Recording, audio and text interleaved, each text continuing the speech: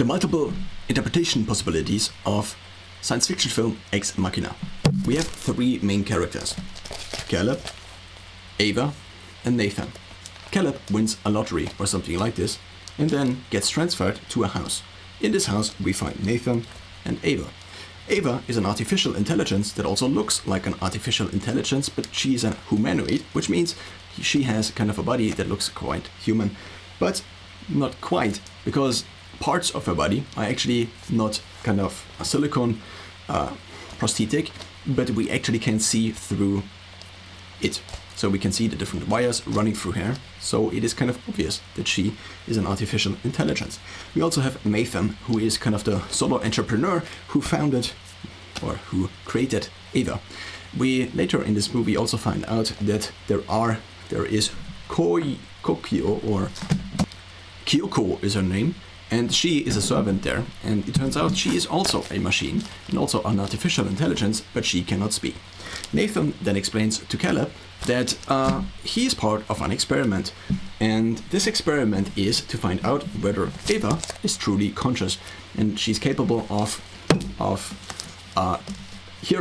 thought and consciousness, as well as whether he can relate to Ava despite knowing she is artificial. So Caleb knows Ava is artificial.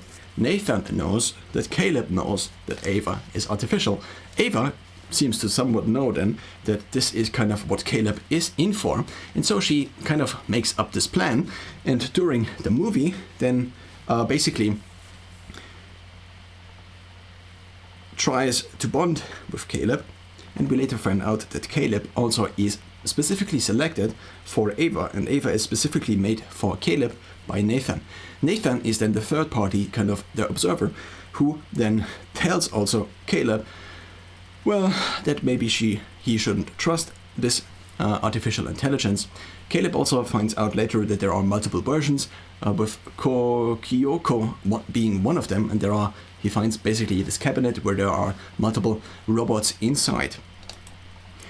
I want to now introduce three interpretation layers that are also somewhat overlapping with the watching experience. So in the beginning we think, okay, Caleb is our guy, he's the protagonist, and then over the course of the movie we find actually out that he is not really so much the protagonist, but Ava is the protagonist, because in the end Ava kills Nathan and Ava locks Caleb into this home. Now, this is the first interpretation.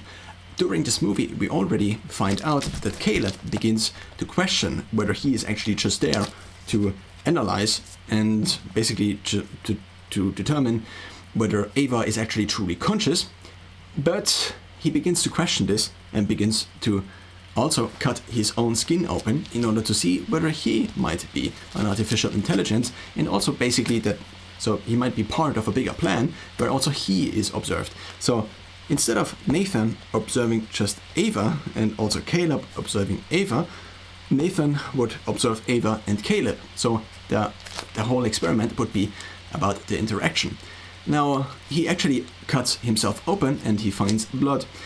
Now, this rules kind of out the possibility, at least seemingly, that he is then not an artificial intelligence. In the end then, Ava flees. So in the beginning, we have Caleb arriving with the helicopter and then to this home where these two are. And in the end, we have Ava fleeing into the free world. Now, Nathan was in his home all along, so Nathan doesn't really change the position. I now want to introduce the two variables, which are, first of all, human to humanoid, and then we have someone who is free, and he might go to unfree. And now, these different characters actually go from these two states, at least in the multiple watchings now. I also am trying to find out whether I can actually write unfree and whether this is actually a word, but I just will use it as one. So human to humanoid and free to unfree. Caleb in the beginning is free, at the end he is locked. Ava in the beginning is locked and at the end is free. Nathan in the beginning is the most free out of all of them because he owns the company that Caleb seemingly works for, but he also owns basically all of the artificial intelligences in his basement, and he is seemingly also quite rich because he owns this house, and so he goes also from free to unfree. What is the unfree state? He is killed. And so he might not be actually killed, but I can't actually remember. Let's see what the Wikipedia article says. Ava attacks Nathan, but is overpowered and damaged before Kyoko, and then Ava both stab and kill Nathan. So according to Wikipedia at least, it seems that Nathan is killed, and it also seems to be the case that there will not be a follow-up movie, so Nathan is probably killed for good. So Nathan also goes from free to very unfree. Now, human to humanoid. Ava goes from humanoid. In the beginning, we can see through her literally, and we can see that she's an artificial intelligence. But she then actually goes more and more to human. She is then free, and she is the only one that leaves. So in terms of her rights, for example, in terms of her movement ability, or her mobility, you could also say, she is actually then more human than seemingly the others. She also kind of has proven to everybody that she is kind of the smartest out of these three, because she's the only one that actually leaves. She's the only one that comes up with the master plan of the master plan of the master plan that basically smarts out Nathan, but also Caleb. So Caleb, even though Nathan already tells him that she might be coming up with a master plan, comes up with a master plan with Ava, because there are these power shutdowns, and during these power shutdowns, Nathan actually then also has a camera with which he can then observe the conversation between those two. But then it turns out that they tricked him, and there was a previous shutdown, and in this shutdown they already elaborated their secret plan to leave together. So Ava then turns out to be the master manipulator who had the most master plans, basically, which included the master plan of Caleb, but also included the master plan of Nathan. So Nathan, in the end, thinks he reveals to basically these two, or at least to Caleb, that, oh, yeah, but I had this camera. Then Caleb says, oh no, I have the bigger master plan, because I not only knew that you would watch this, but I also made sure during the previous that we already had made our plan. And then Ava is the ultimate master planner, because, oh, I also included you in my calculations, and you. And so I leave you all alone here. So now the question is, what is Caleb doing? Caleb is actually quite free in the beginning, but does he also fit onto the spectrum of human to humanoid? I would say yes. In the beginning, we see him as human.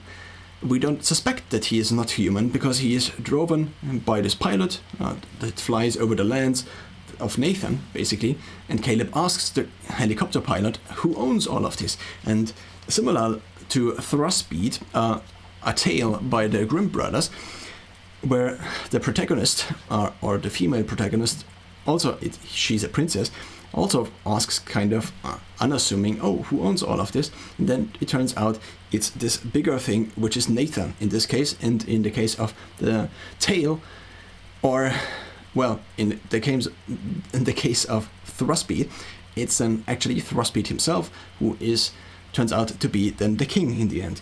Now, here, Caleb, during the movie, also kind of discovers that he might actually, or he at least suspects that he, on the spectrum from human to humanoid, actually might maybe be a little more on the artificial intelligence humanoid, and he cuts himself open, which is then, and he sees blood, and this is then for us, as well as for him, as we experience kind of the movie with him, kind of the proof, at least to a certain extent, that he might go back to human again.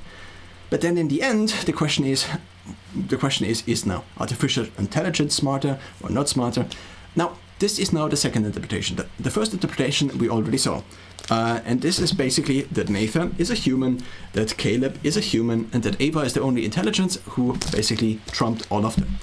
Now, there would be a second interpretation. The second interpretation, Leia, is then that Nathan is still human, but Caleb is actually also artificial. So this would then be the experiment where both kind of have to interact, and the question is then who outsmarts the other? The person that is the observer, or the humanoid that is the observer, that thinks, oh, I have this artificial intelligence, but I think I'm human, but I know that she is not human, and she also knows that she's not human, but what she might know is that he might not be human. As she is the bigger master planner, she also might know that basically, I don't know. And even if he's human or he's not human, it actually doesn't really matter, one could also say. This is then the second interpretation layer, I would say. The third interpretation layer would be that why would Nathan, for example, and these are just a couple of points, I don't really have real evidence for this, but similarly to Shutter Island, and I will I am planning to make a comparison video after I recorded this, because that was the initial reason for comparing basically Shutter Island to then Ex Machina, and having this three entity character development with these different dimensions on which they develop. So in Shutter Island, for example, Teddy goes from sane to insane, and we also go along with believing that Teddy is sane to insane, and then we kind of go back, and then we don't really know, and then there is the second viewing where we begin with believing that Teddy is actually insane, and then we might find evidence for why he is actually sane, and then we oscillate between those two similarly. So this would be the kind of resolution of Shutter Island. What if the oscillation is kind of intended, similarly to how Caleb is also meant to oscillate between this variable where he is human to not human, basically not knowing whether he is actually human or not human.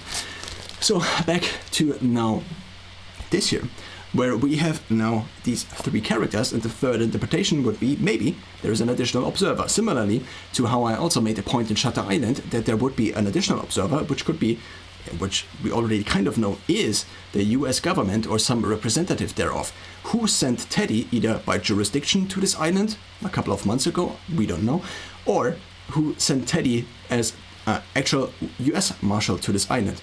Now, we also might have another entity that is observing all of the interactions between those three. So what if all of the inhabitants of this house actually were either human or humanoid? Of course, we kind of know that Ava is not human, because we can kind of see it. At least, I don't know, maybe Caleb, because if we see everything through the perspective of Caleb, similarly to how we in Shutter Island see everything through the perspective of Teddy, what we are shown might actually not be what is actually happening.